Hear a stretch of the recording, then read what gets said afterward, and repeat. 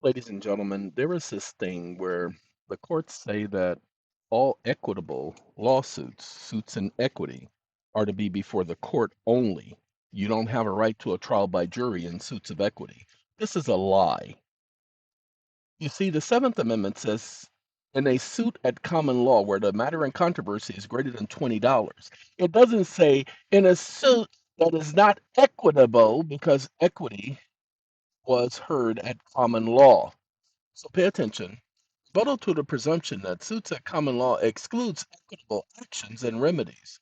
The presumption that the Seventh Amendment phrase suits at common law excludes equitable action is a judicial construct and not a textual requirement of the Constitution. The Seventh Amendment says in suits at common law, where the value of the controversy exceeds $20, the right to a trial by jury shall be preserved. Now, that's the Act of September 25th, 1789. First Stat at Large 97. The constitutional text uses the term common law, not suits at law as distinguished from equity. The Constitution contains no language creating a separation between legal actions, equitable actions, property actions, and personal actions for the purposes of a trial by jury right. Common law refers to a body of laws developed by judicial decision. Now, we got to correct that. Give me a second. Wake up. No, comma.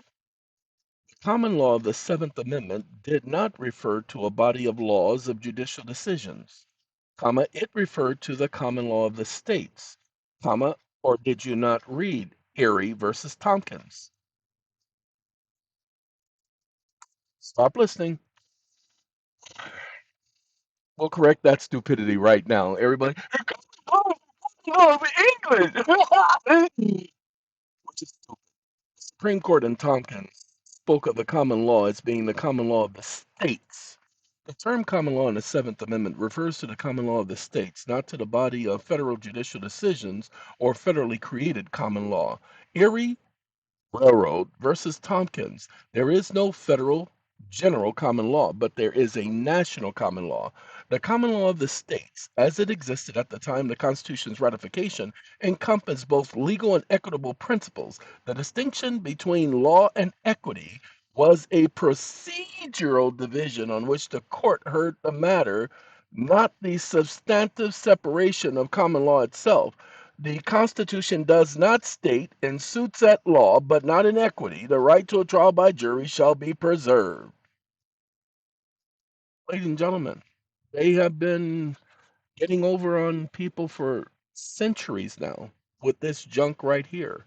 This is how the courts have taken over. This is not the only way. They've taken over in so many other ways. AAA, the American Arbitration Association, those stupid idiots, those are a bunch of attorneys. Then they have JAM, JAM. Those are a bunch of judges. That's how they seize control of arbitration. That's why, if you notice, most arbitration agreements with companies are with AAA, officers of the court. Most major companies, those corporate government companies, they are JAM, judges, officers of the court. That's how the courts have taken over arbitration. That's why they went after the organizations we created. Now I'm going after them. Got to get their attention. Okay, gotta go. Just wanted to point this out to you guys. Have a good day.